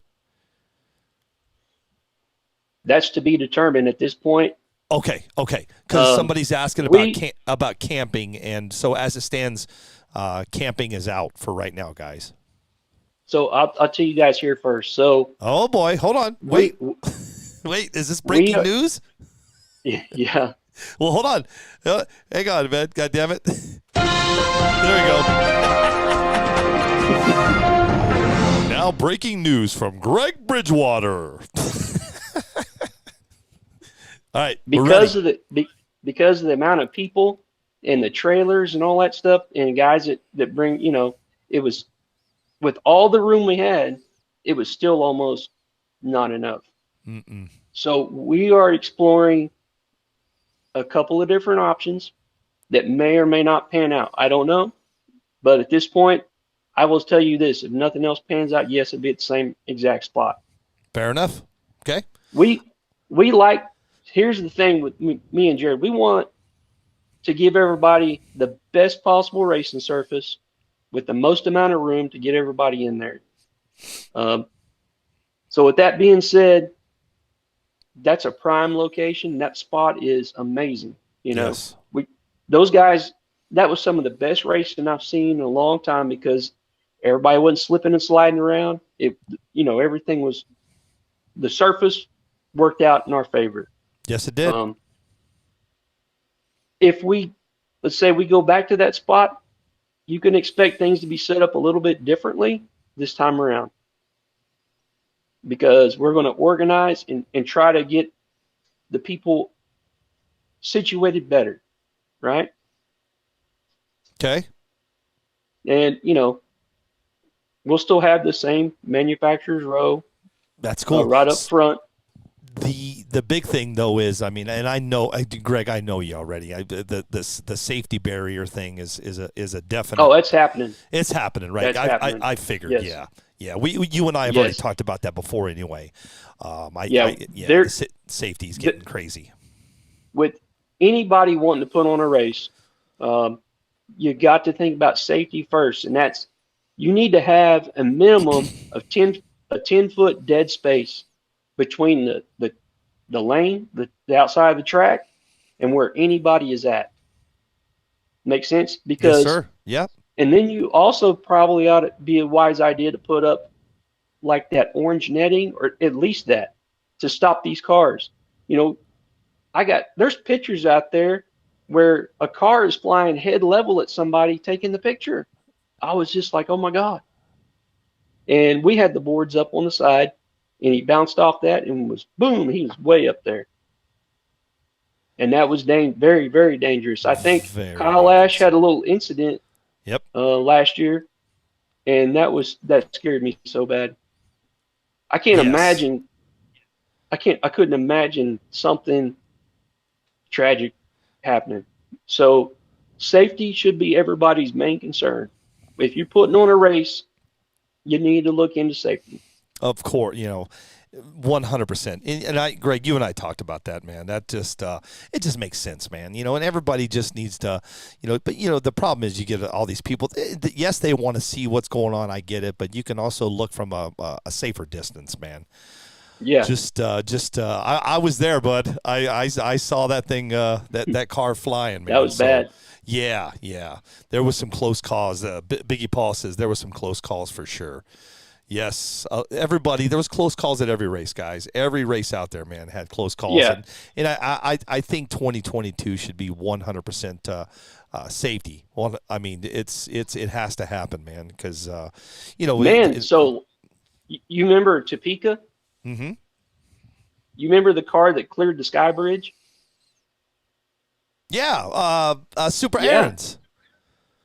Yeah. Right. I mean, I gave him a hat for that. Dude, that's all. And then I think Rockwell launched his like 40 foot in the air. Well, no. So what's funny is when you talk about Pluto, my bridge I made with the cameras on it, right? Yeah. So we made a joke about a week prior. I said, if anybody goes over top, it was a joke. I'm gonna give you a hat. and Super Aaron, man, I have that. You know what? I don't have it here. I have it in slow motion. I have that video. And what's funny is after Super, I mean, Greg, I've got it. It's just slow motion. The car just ding, ding, ding, up and over. And you know that when he went up and over the tower cam, he took off, right? The car landed on all fours and he took off driving, right? Oh, I didn't know that. Oh, yeah. You know what? Normally I have it ready, booted up, ready to go. But I gave him a hat for that. I said congratulations. And I remember because, when we were in Topeka, because I was streaming freaking 2 lanes, it was not as easy.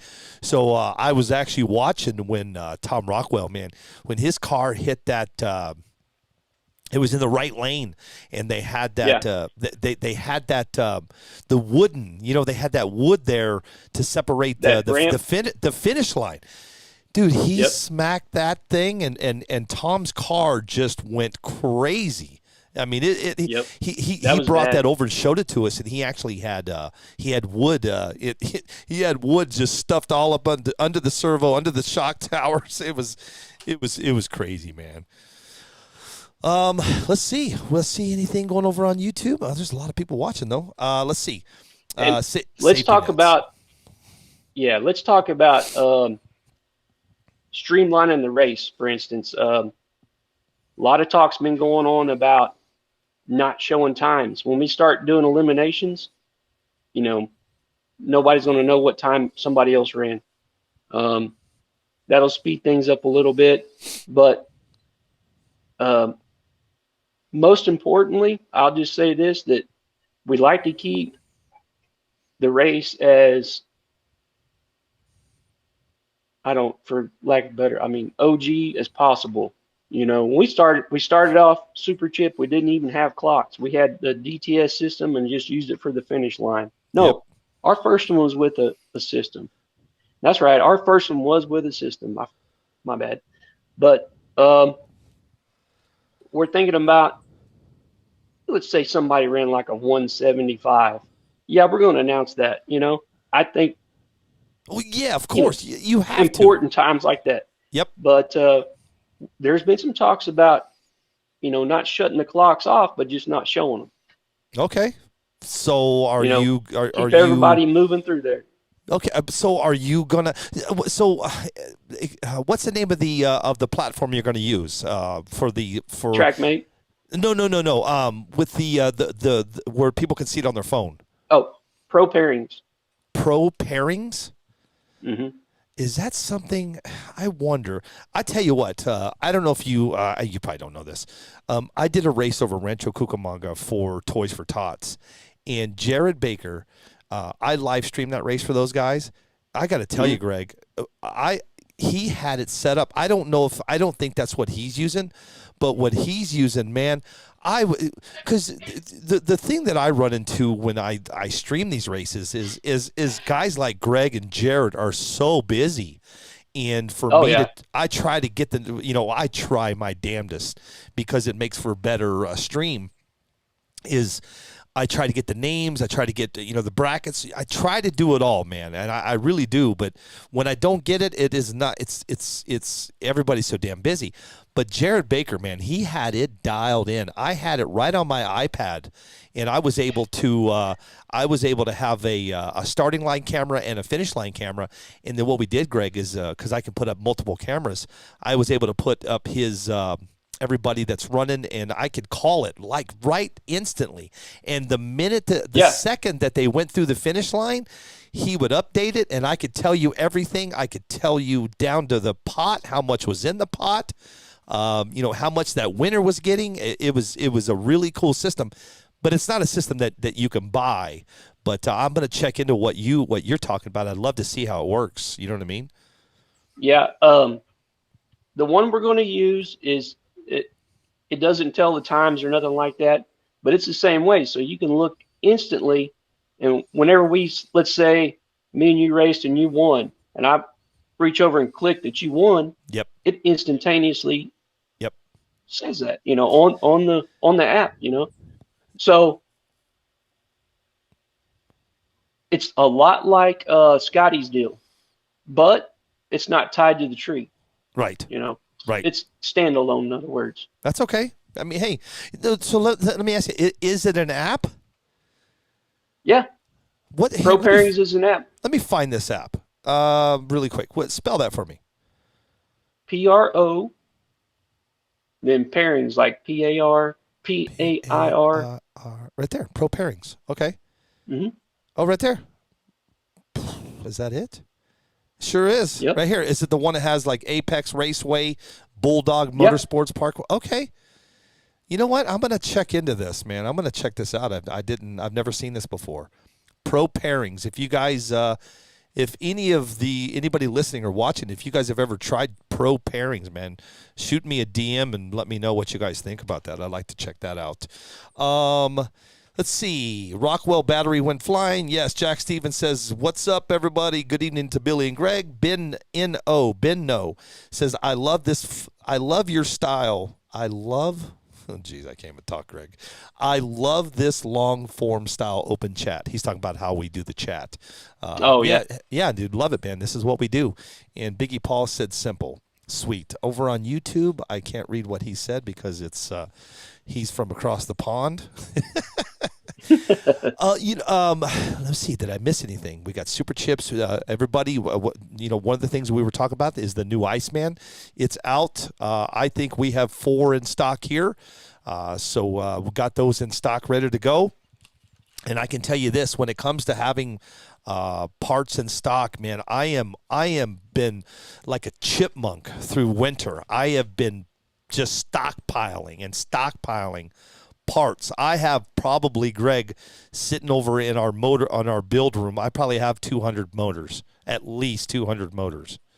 Oh, man. From everybody. I mean, I've got Phantoms, Utiken, I've got the R1s, I've got ESCs that to no end. I've got them all. You got DRKs? Yeah. Like DRK motor? A stack of them. And what about that new one that's coming out? No, you're not going to see that till February. The Tim Smith Racing DRK. That's going to be pretty cool. Yeah, well, I don't. I was looking at. I was all my back orders. I did all my back orders yesterday, and they're talking sometime in February. So that'll be good. Yeah, a lot of new stuff for drag racing's dropping left and right. It's pretty awesome.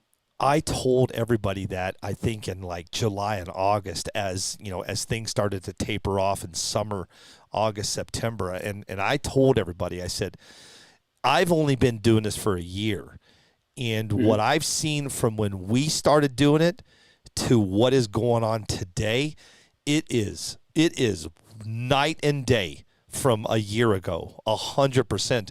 And I told everybody, I said, listen, when winter gets here and everything kind of, everybody's kind of socked in for the cold and can't do a lot of racing, you're going to see come February, March, a lot of new products, and they're already starting to drop.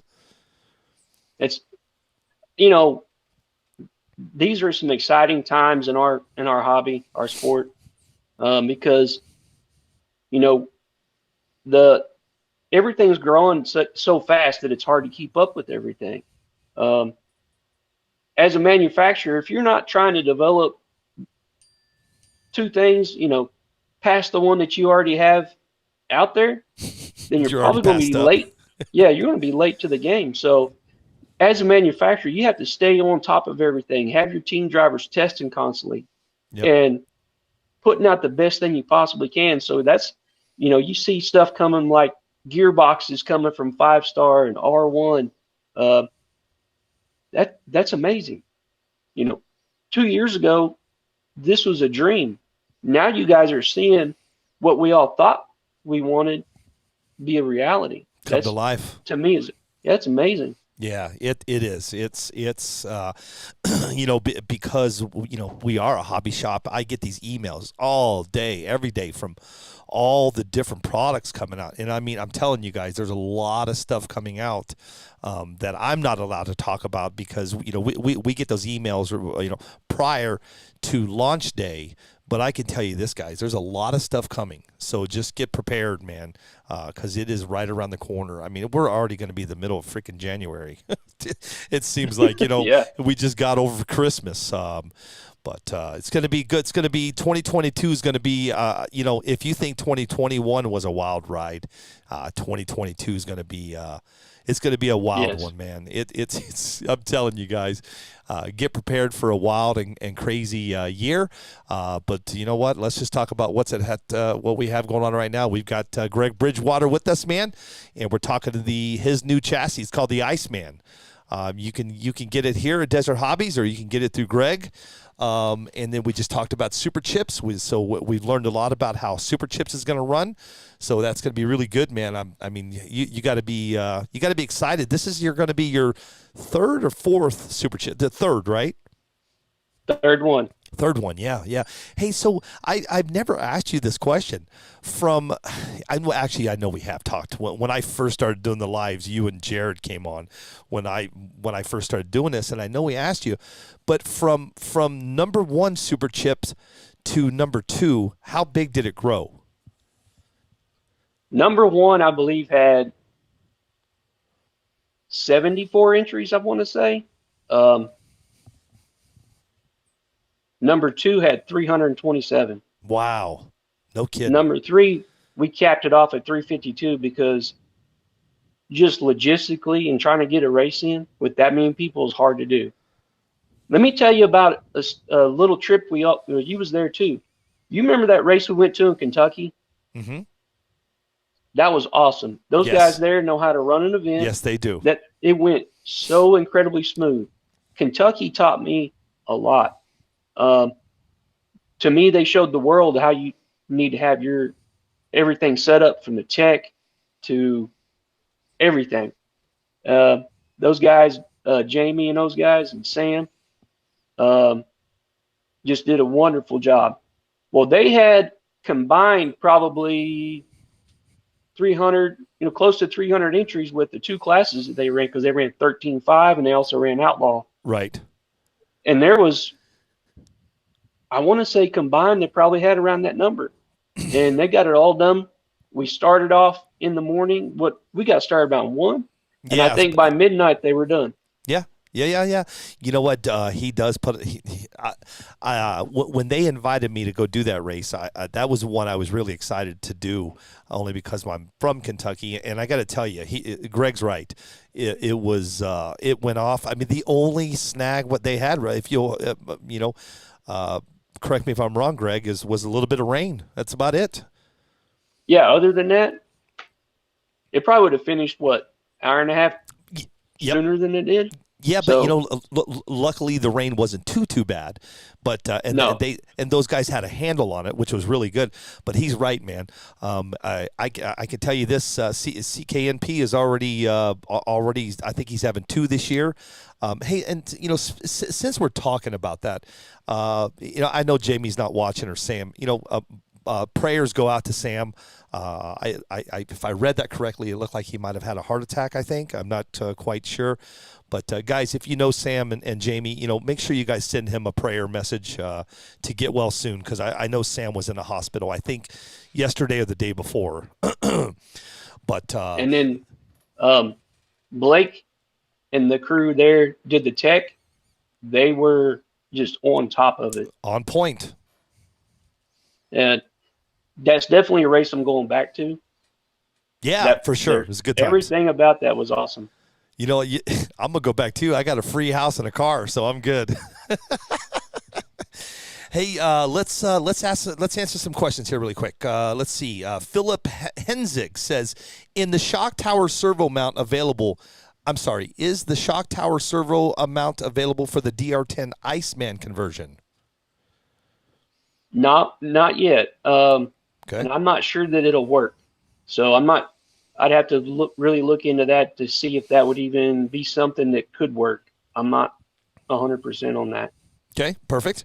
I don't know what Brian Elkins is talking about. He said after party at the Waffle. Oh yeah, okay, got it. After party at the Waffle House, right? Let's see. Let's keep going here. Brian Elkins, Biggie Paul. Yep. Yeah, Chris Hobbs says that CKNP was an awesome event. Yeah, it was great, man. I really enjoyed that.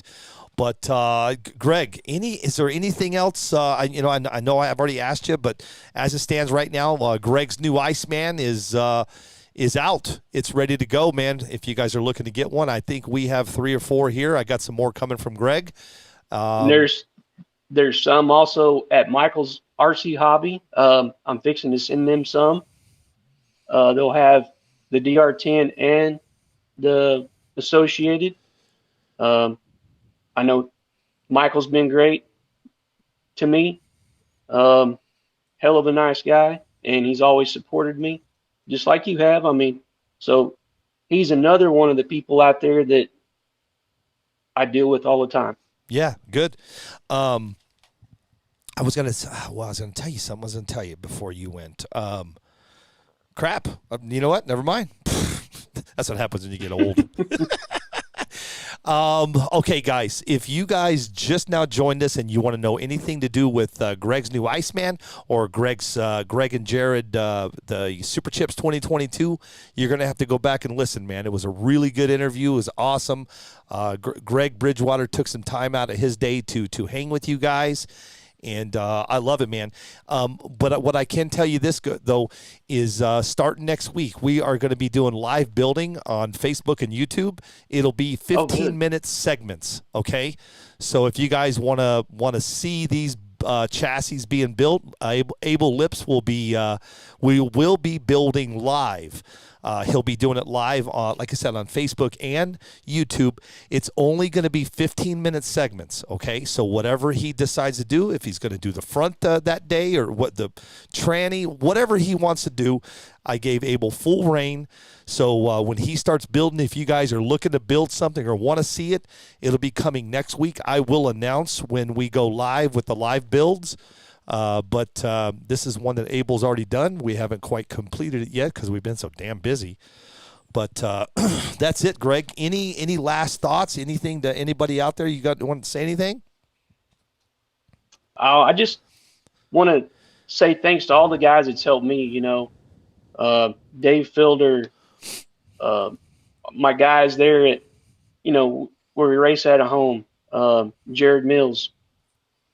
Just give them guys a big shout out. And there's also another guy in Arizona that helped me out a lot too, and that's James Gallatin. Oh, okay. He's part of the reason why this car is the way it is.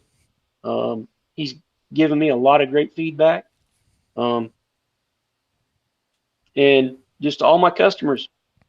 Yep. You guys are the reason why I'm even here. So I appreciate everybody. Yep. That's what it's all about, man. Awesome.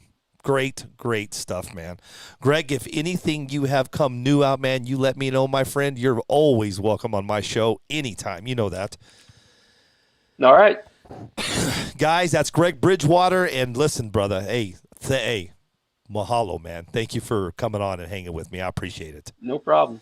Yeah. And I also want to tell everybody that I do plan on trying to do some live building on these cars, some tips and tricks. Sweet. You know, I got to start doing that so, you know, people can visually see what I'm talking about versus reading about it. So, as time permits, I plan on doing some more of that in the near future. That's why we're doing what we're doing. We are the build room is already done. The cameras are already ready to go. It's just Abel's been so damn busy. I haven't had a chance to get him in there, but we're doing the same thing. We're doing on every chassis that you see on Chassis Week. We are gonna. I'm not sure about Keith West. I'm sure he'll get me one, but we will build it on camera. And again, it's only going to be 15 minutes. Segments on the build, so you're not going, oh my God, it's taking forever. So we're working on the production of that and making sure it goes off pretty good, but it's ready to go, man. So Greg, yeah, when you do end up doing that, that's going to be pretty good, man. Just because you're so knowledgeable and you've been doing it for so long, you know, you can help everybody out with their questions. Sure. Abel's been doing a long time too. I mean, he'll do the best he can, but anytime there's super technicals, anything, you always want to try to go back to the head honcho. That would be Greg Bridgewater, man. All right. Greg, thank you, my friend. I will talk to you soon, and I'll see you this year sometime. You bet. I'll see you soon. Thanks. I appreciate everything. All right. See you, bud. Thank you. All right. Cool, man. Sweet, dude. That is Greg Bridgewater, guys. Man, I love that guy. He's one thing with Greg has always been so nice to me, man. And if I ask him, hey, Greg, I want to do this show, he's always been right there, man. So thanks to Greg Bridgewater. Thanks to Kenneth Lupi, man. He was on from Drag Race Concepts, man. Between those two guys, you guys should have had a hell of a show. Tomorrow I got Mark Vines in the studio. Talk about Team GFRP. Right after that on Friday, I got Todd Soltero. We're talking 5-star hobbies. I will announce who's going to be coming up next week. And don't forget, we got Painters Week coming up. Painters Week is going to be the week of January 17th through the 22nd. So if any of you painters out there, you're watching the show and you want to show off your work, man, hit me up. I've got plenty of room. I think what we'll do is we'll do back-to-back like we did with Kenneth and Greg. So if you guys want to show off your work, man, but listen, here's the deal. I'm only limited on space. So if you guys want to be a part of the painting week, and you paint and you're proud of what you do, come on the show, man. We'll show it off for you and help you out. And that's going to be it, man. Listen, man, everybody, I see a lot of OGs on here, a lot of new Gs. It's good stuff, man. I hope you guys enjoyed that. But I'm not done. You know me. I don't ever quit. We've got, like I said, man, tomorrow we got Mark Fine, and he's going to be sitting right there, right in the studio with me, man. And he's bringing in two Apollo chassis, two Apollo setups.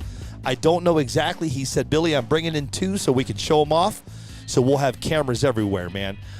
Should be a good day, guys. Thank you for joining us again. And until next time, and everybody knows what I say, man, let's keep on trucking. And be safe out there, guys. Thanks again for joining me, man. I really appreciate it.